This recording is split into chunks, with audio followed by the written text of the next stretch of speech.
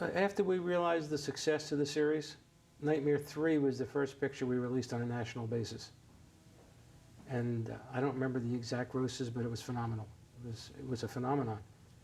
And I'm trying to remember, I can't remember what it grossed all in, but it was really incredible. We kept the picture going for a long time. The people kept coming back for more. And Nightmare 3, if I'm not mistaken, was the best of the three pictures at the time. And then when it came to Nightmare 4, that's the one that did the most business, because the reputation of 3 propagated the film. My first meetings with Bob Shaye were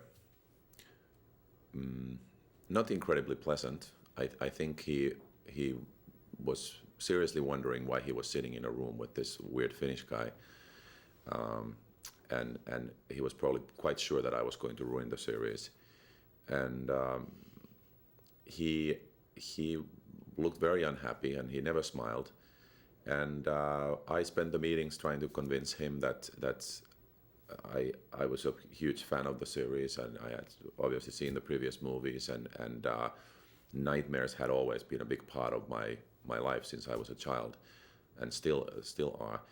And that I really felt that this was sort of a dream situation for me, where I could really visually explore some of these fears that I had and so on. And then when finally I was able to convince Bob to hire me, he was pretty strong about his opinions regarding what Freddy was, what Freddy represented, what the sort of rules of this series were in terms of where Freddy can appear and where he can't, and how he can appear, and what the kids in the series should be going through, and what the parents' attitudes should be. I was not very sanguine about hiring a Finnish guy to do an American horror movie, and I later found out he was living in a one room in a hotel room with his friend, eating Campbell's pork and beans out of the can. So, but that was neither here nor there. And then on top of it, what was worse, he came in and he pitched me some awful ideas that I thought were really corny about how he thought the film, the script should be modified. And I told Sarah and Rachel about it afterwards. I said, I think this guy is really not the right guy. But we were getting up against such a timeline that part of my decision, believe it or not, was that the guy was 6'4", he looked strong, and I thought that he could work day and night, so that at least maybe we get the film finished somehow, and we'll get it fixed. So he got part of his election was based on the stamina effect, and he did have a lot of stamina, so I was correct about that.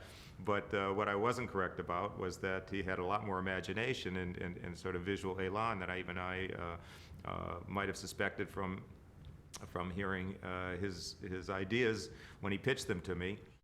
I think watching the dailies and so on, I think he thought that this was going to be the end of the series, that this was just going to be the worst film ever. The way I remember the screenwriting process on Nightmare 4, it was a mess. And Brian Helgeland was hired to do an original draft, and he, as many of the other writers, and I'm not sure if William Kotzwinkle didn't do a draft on Nightmare 4 as well. I can't remember which one it was, but I believe it was Nightmare 4.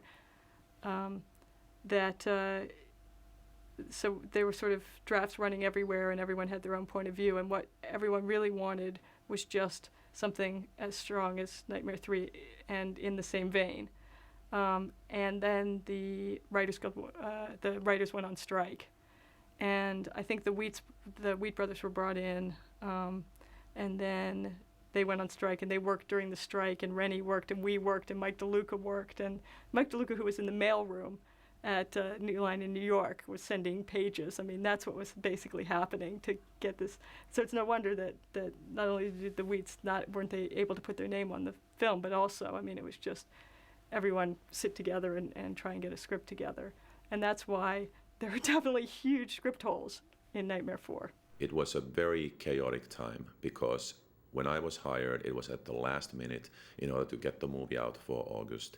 It was in February, and the writer's strike started basically the day after I was hired. And while we had a screenplay, always when you go into pre-production, there are a million things that people want to change, and actors want something, producers want something, and as a director, you always want to bring in certain ideas of your own and so on. So we didn't really have writers to work with, and everybody had lots of great ideas, and we basically I started storyboarding the dream sequences, sometimes without any kind of screenplay, and a lot of the scenes kind of evolved during lunch breaks and morning hours, and a lot of times we had no idea what we were going to shoot. We knew that we have a scene about Alice being really scared in her house, and something happens the next day. So we'll know that we'll need the house and we'll need Alice, but then we didn't know anything else. So it was chaotic, but out of that chaos, I think a lot of creativity came out. The real horror in Hollywood is time and the way it affects projects, and that certainly affected, I think, all of us on this particular project, because Jim and I, when we were first brought in, we were told from the first day that, by the way, this has a release date of, I think it was August 10th or something like that. And so everything was hurry up, fast. It's got to happen immediately. And we did an initial draft in, I think, 12 days or something like that. And then Rennie got involved, and right around that exact time, a strike began within the Writers Guild. So we were forced off of the project halfway through our second draft. Traitors. I'd say traitors. The secret meeting that we had, I remember you were wearing like mustaches and beards just so that nobody would know that you came Over there. our beards. Over your beards, yeah.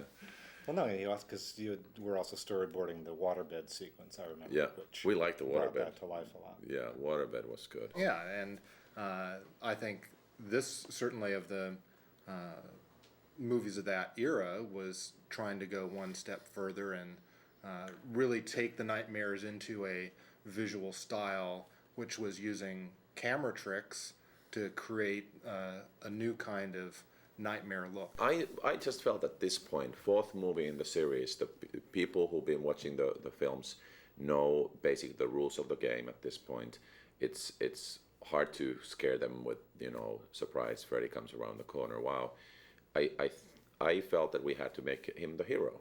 He's like the good guy of the story in a way, though. He's the bad guy, but he is kind of like the person we root for. He's Rambo, he's James Bond. And why I used James Bond as the sort of example was that not only he was heroic, but he was like really cool. He's like the guy who has the martini and the cigarette and the women. I wanted him to be just the coolest guy there is, though, he likes killing people.